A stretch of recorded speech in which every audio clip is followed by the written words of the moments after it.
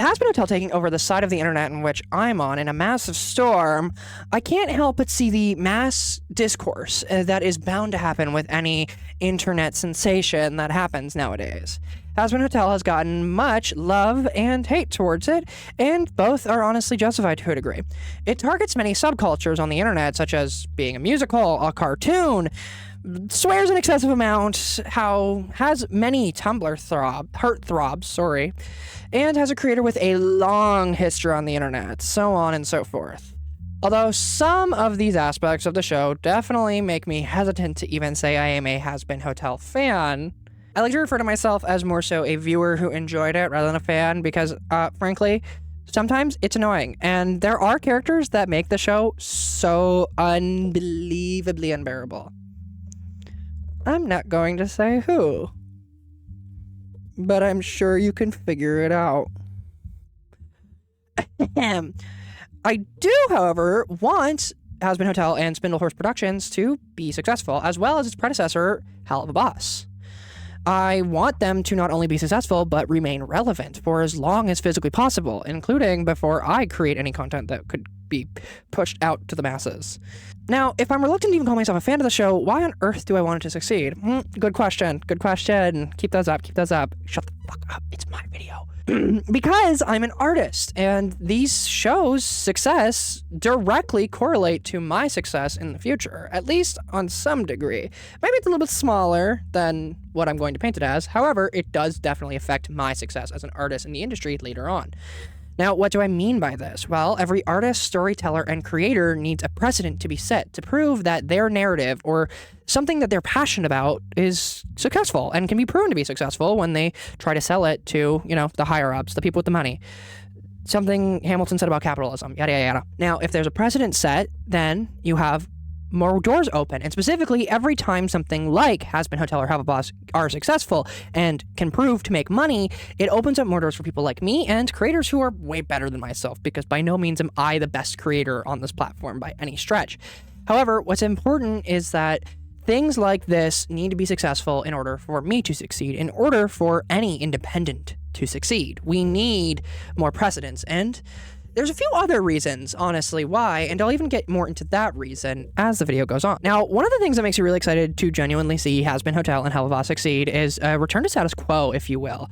There's a lot of aspects of this show that have built upon previous productions and formulas set that have recently been set to the wayside and forgotten, if you will, where Hazbin Hotel and Hell of a Boss pick it straight back up and insert it into its own little plot and drama, if you will, and production. Yes, admittedly, there is an excessive amount of swearing, 110%, but we changed the narrative of cartoons being just a children's show to now being adult-centered, and although, yes, there 100% are some children fans and some fans who you should not be watching Hazbin Hotel, and I'm not saying that because it's not childish, but bitch, just because it's childish does not mean children should be watching it. Anyways, what's really nice, though, is that cartoons have, especially in recent years, been chalked up to be children's things. Cartoons and any sort of animated productions has always been chopped up to be for children and or for a younger audience, and that it's kind of foolish if adults have interest in things such as animation, which obviously, as someone who, if you look at this YouTube channel, which is supposed to be a general media channel, has actually just basically become an anime channel, which is what we're trying to diversify, but we're still talking about cartoons, is obviously something that annoys me and is upsetting to people like me who do love the art of animation and who are looking forward to what can happen and what innovations can happen in animation. And with things like Hazbin Hotel being catered towards specifically just adults, it makes a better case for people like me, and not only that, but makes a better case for those who want to create an adult animation, essentially. Not that type of adult animation. Now, regardless of if you find these jokes tasteful, distasteful, funny, or not funny, or if you just don't even like Hazbin Hotel, you can't help but admit that it is good to have an adult-focused show that is animated. That is essential. It's so important to have an adult show that tells adult storylines and treats the viewers as adults. Not that Hazbin Hotel always does, but at least makes an attempt treat the viewers as adults, since once again, it just opens that door to further allow for more adult featured animations that maybe you will like. Sure, you don't like Hazbin Hotel or Hell of a Boss, but maybe because Hazbin Hotel and Hell of a Boss are so successful, you now can create an adult cartoon that will be more serious and less jokey and driven by comedy, which is something that is also plagued by adult cartoons, but we won't get into that right now. Rather, I think that what Hazbin Hotel and Hell of a Boss managed to do when they cater towards more adults is really leaning themselves into why I love animation so much. It's an unlimited medium. You can literally do anything with animation. Like, there is no limit. That's it. The limit is human imagination, which is limitless, as we know famously. And it's one of the reasons why I love animation, and with more adult-centered animation, including Hazbin Hotel, it allows us to further test what those limits are and what those breaks are, and be successful in testing the limits of what animation can do when it comes to adult storytelling. Another thing I'm a big fan of Hazbin Hotel reintroducing is the tried and true Disney-style musical formula. Something that we have gotten almost too comfortable with and or have forgotten how to do properly, but is something that is so integral to, I think, a lot of people's my age and older's childhood. Lots of us have such fond memories of Disney musicals and loved what Disney was and hate what it has become. I mean, I am reluctantly a Disney adult, but I mean, technically I am. I can't say that I'm not. And it does make me very much not like being a Disney adult because I hate the company Disney, but I love the original Disney films. They are so important to me as they are to so many other people. So Hazbin Hotel takes that formula that we all grew up with and loved and applies it to an adult show. And yes, admittedly, sometimes the musical numbers are obnoxious and they aren't good. I'll be the first to say that, and I won't be the last to say that. But it's nice to see someone finally take this formula that feels as though it's been forgotten and or not handled properly in the past 10 years and actually use it for some songs that are damn good and I think hold up to what made Disney musicals so good in the past. A big aspect of this is, for example, villains and campiness. Honestly, I mean, as you can tell, I'm kind of a admirer of camp, if you will.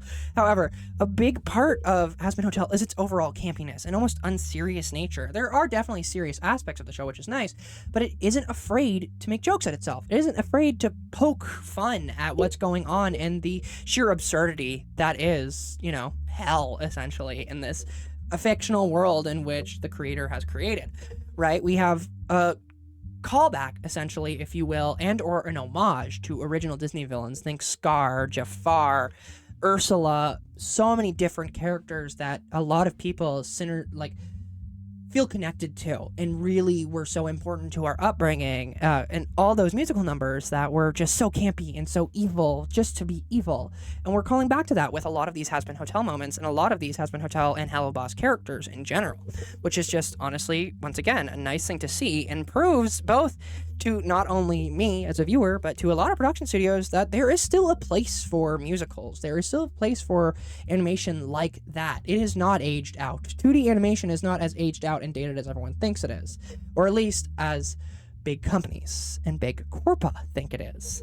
Furthermore, leaning into the Disney-fiification aspect, if you will, of Hazbin Hotel and Hell of a Boss, Charlie herself is so reminiscent of the Disney princess formula that we used to have, and that was so beloved, if you will, back in the day, of someone who is just a good girl who does good things because it's the right thing to do, and there really isn't more behind that. And that's not to say that Charlie is one-dimensional, although she is.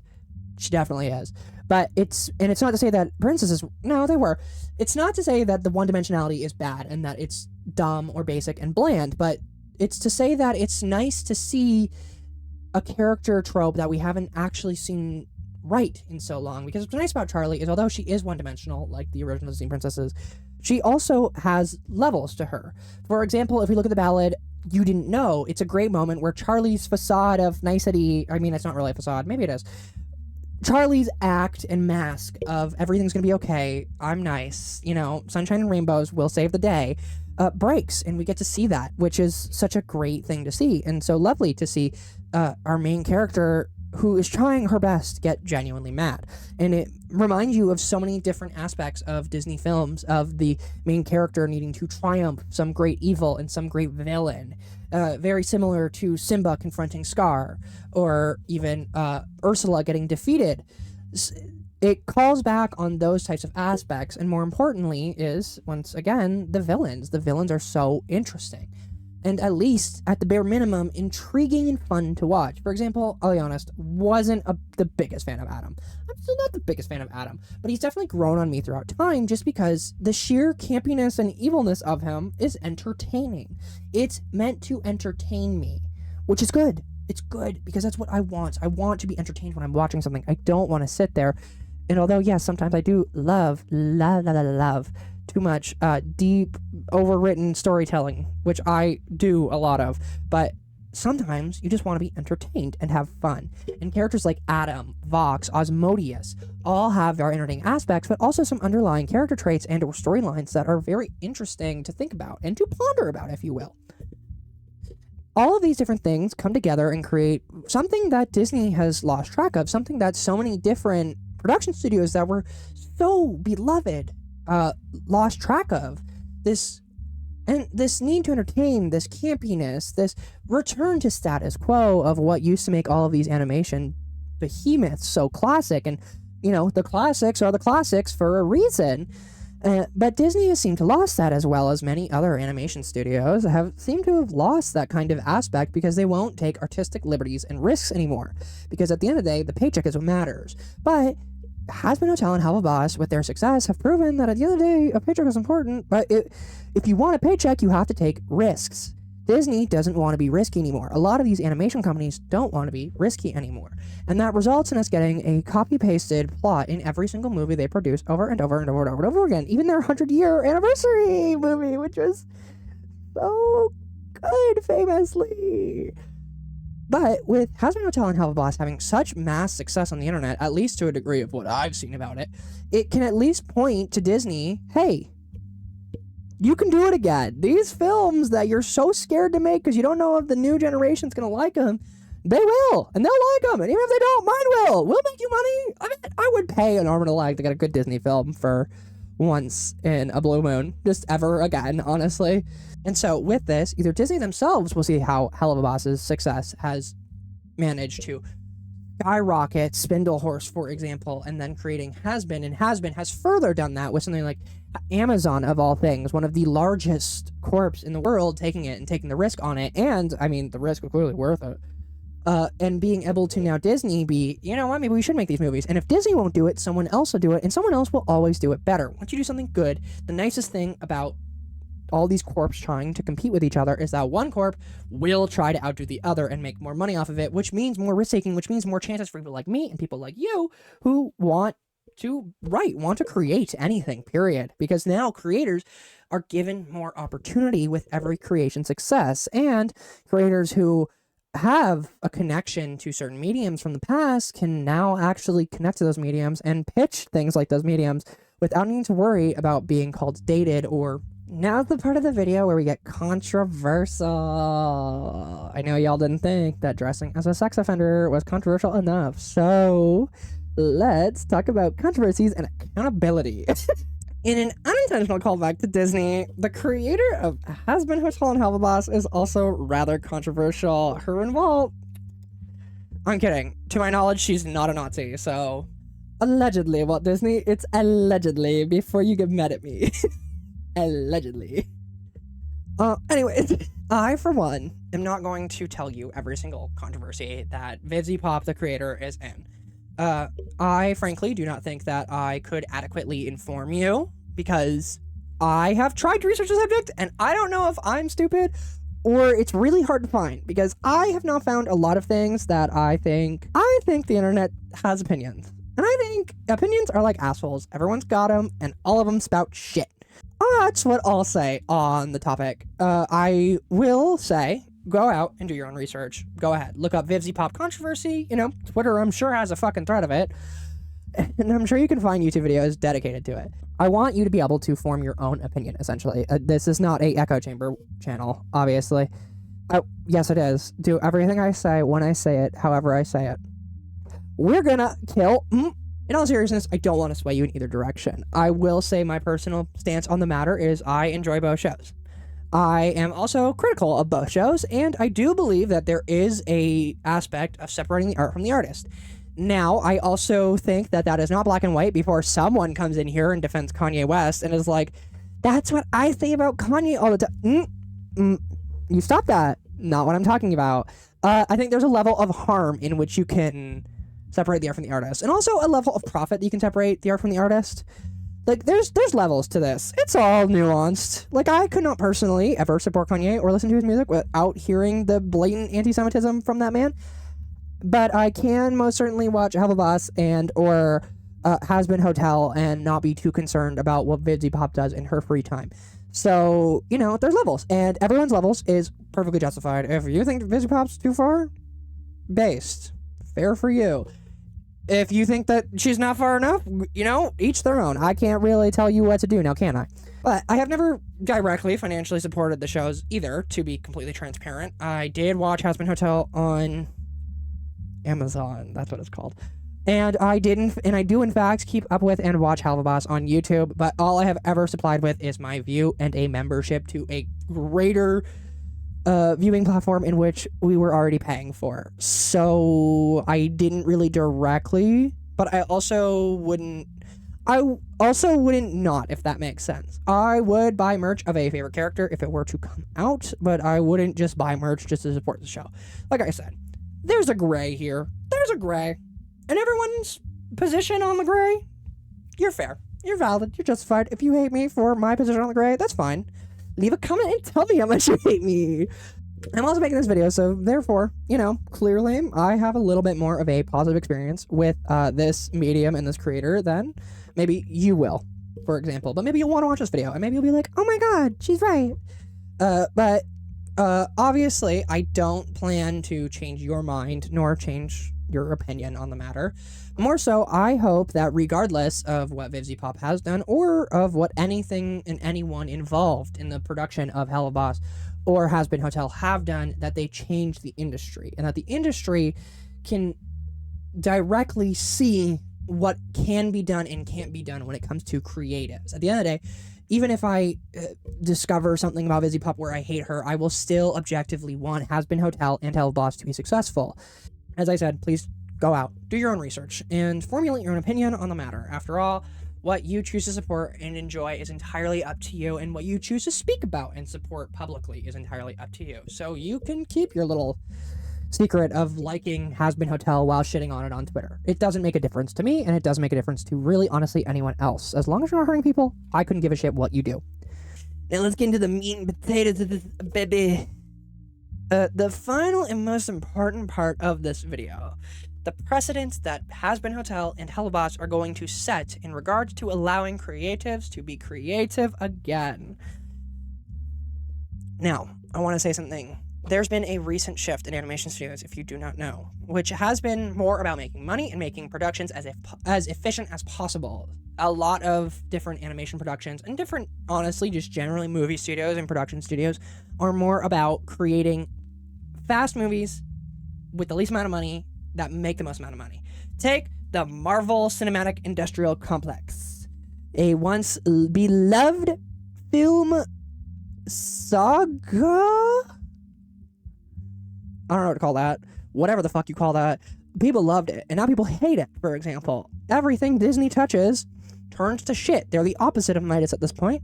However, with studios now being driven by numbers and money, and how much money they can make off of appeasing the most amount of general audience, storytelling and actual creative art and creative stories have kind of gone to the wayside. It's a huge thing with animation right now. It's a big problem.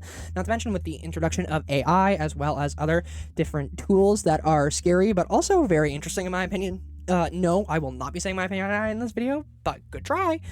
What I'm trying to say, though, is that the animation industry is at a caca place. Let's be very honest. It's very not good at the time. At the moment, it has not been very good for a while. But we're hoping, with Hazbin Hotel's success and Helluva Boss's success, that will be changing. With every year, studios have made less and less creative decisions and less creative endeavors based off of taking a lot of the... How do I put this? of power and decision-making away from storytellers, creatives, and writers, and rather putting it more into the bang of the buck, if you will. Titans such as Disney, DreamWorks, Pixar, and many other anime-based companies have had fair shares of controversies regarding the creatively bankrupt productions they're putting together, as well as terrible work conditions that a lot of people who work within the animated industry are getting. This applies to both actors, writers, creators, and animators alike, and whatever in the industry. It's a criminally underpaid industry because it has recently become so much about making the most amount of money as possible. Lovely, say capitalism. And not to mention the lacking of standards that are coming with animation and animation quality. I mean, once again, all of these titans have most recently, I'm sure, boom, bang, boom, boom, pop on screen, all of these different movies that are already being like ripped apart and or have been released or have trailers out that look absolutely awful. And if that doesn't tell you, then I don't know what more I need to say. But once again, we move back to, with success of any independent projects and any independent films, we will see great returns for us creatives. Hopefully. This is a big old coat video, if I'm being honest with you. But a big thing to note, which does lean more positively in our direction, is the fact that Hazbin Hotel did get picked up by Amazon, which is a huge deal. It's an independent animation production studio that got picked up by a massive streaming platform. And since streaming has become such a universally important part of everyone's life, and at this point, everyone, your mom, your grandma, everyone that you know probably has some sort of streaming website, no matter what it is, including the illegal pirate ones. And you know what? Good for you. Good for you. Unless a company wants to sponsor me at some point, in which case, not good for you. Bad. Don't do that. But if you do, I won't snitch on you. Know that. And even more so with Hazbin Hotel being purchased by Amazon, it's now even confirmed to be in the works for a second season, meaning that there clearly was enough success to continue it. With an ongoing animated show that is written by independents and then bought by a production company, there is much in the favor of us creatives. Many of us in the animation industry and or projects being created to just make money, with the success and the continuing success of Hazbin Hotel and Hell of a Boss, we're going to see a lot of these productions that are based solely on making money really not just make less money, but specifically get majorly critiqued by not just people like me who have a passion for animation, but just by layman's terms. I was actually talking with my animation prof the other day about how his wife figured out that some animation that they were watching for their children was awful, and he was like, that's awesome to see that a normal person whose life doesn't revolve around animation is starting to realize how bad the animation industry really is. And things like that are going to become more and more and more common with more and more animation that's produced just to make more money, right? Whereas passion projects and more so artistic and risky movies such as Hell of a Boss and Hazbin Hotel, or even more productions by Studio Ghibli, famously Into the Spider-Verse, Puss in Boots, all of these animations focus more on the art of animation than the actual money. Actually, a lot of them have gone into the hole and then made their money back because of how amazingly successful they were. Why? Because the focus was on the art, not the money-making aspect. Obviously, I'm not going to sit here and be like, big corps, please stop looking at numbers and don't pay the money, and please, I beg of you to just fund everybody ever, because that's not realistic. However, they will be more willing to take a risk on us with all these successes, especially with the more successes we keep seeing with all of these different studios, productions, and animations that are coming out now and being funded by big corporations.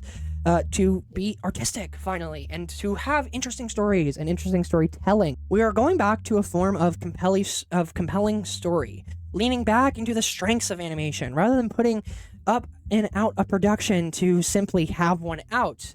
All of these projects, although not entirely independent, have leaned towards animation strengths. I mean, Puss in Boots and Spider-Verse are both are held to such high esteems for specifically their animation style and how different and unique they try to make their animation. Hell of a Boss is one of the first, not just the first, but more so one of the biggest 2D animations to have come out in a very long time. Now, whether you love or hate Hell of a Boss or Hazbin Hotel, creators such as myself and now you and or your friends and or your loved ones have an exact precedent to point to when it comes to pitching our own ideas and pitching our own concepts to productions or anything that will give us money to write and create and make the art that you, the consumer, want to see, that you, the artist, want to see, that you, the person on planet Earth who would like to be entertained, because our life is far too short to not be entertained, because honestly, every living moment is actually agony and hell, so please take me out of it for any amount of time ever. Sorry about that. We would like to see these artistic and creative endeavors and productions. Theories that on paper used to have low chances of success and low chances of being funded now have a chance, and now have and it may not be big and it may not be a massive chance, but it's a bigger chance than it was. I have always believed, when given the opportunity, productions run entirely by creatives will be far more profitable and successful than productions run by corps and CEOs. And I think that's because the human ideology and the human ideas and the human entertainment complex, people want to be entertained and want to be told a story. People want creatives to write. They don't want someone to pump out pretty animation with no value or pump out mid animation. People want people. People want people. People want creatives to create. With the horrifying unknown of AI making its way into the general Hollywood industry, the proof of the human and creative touch in storytelling is against the odds more than ever. But I still believe that it is the superior method of writing. It is the superior method of creating art. The human touch, in my opinion, will never be defeated for entertainment, nor will it ever be defeated for general enjoyment. Lear, again, I am not trying to minimize or ignore the controversies of Hazbin Hotel or Help Boss. I am not trying to convince you to watch or enjoy these shows in your own personal life. However, if you want good animation and you want interesting stories and you want to give creatives the ability to create, and or you're a creative who wants to create, then regardless of your personal feelings on Hazbin Hotel, Hellbot, Spindlehorse, or Vivzy Pop, you want this to be successful. You want them to continue to be successful, and you want them to remain relevant. That may hurt, but it's true. I, not just for myself, but for the industry I love, want Hellboss and want Hazbin Hotel to be successful. And I can admit that, yes, maybe there are some parts of the show, and honestly, maybe in the end, I don't even like the shows. However, I will still want them to be successful, not for me and not for you, but for the industry that I love. Well, I've been Enigma. That's the end. Leave a like down below. Subscribe. I think it's over there.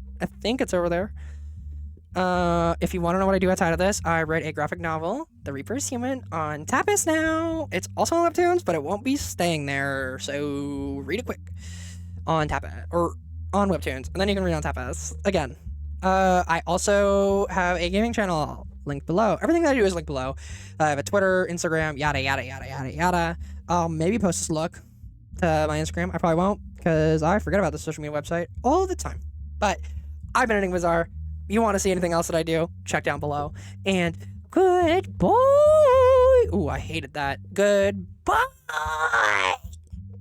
All right. This is my second time recording this. I'm annoyed. I did over half of this goddamn video in one take, and I realized my mic was not plugged in because I yanked it out at some point. This is really cool. Ignore the sunbeam. I'm also Valentino from What Hazbin Hotel. Thank you. Thank you. It was this or Alistair, and I thought we've seen enough of Alistair, so what did I choose? A sexual abuser. Yippee. Good for me. I know. Thank you very much. Anyways, let's get into this.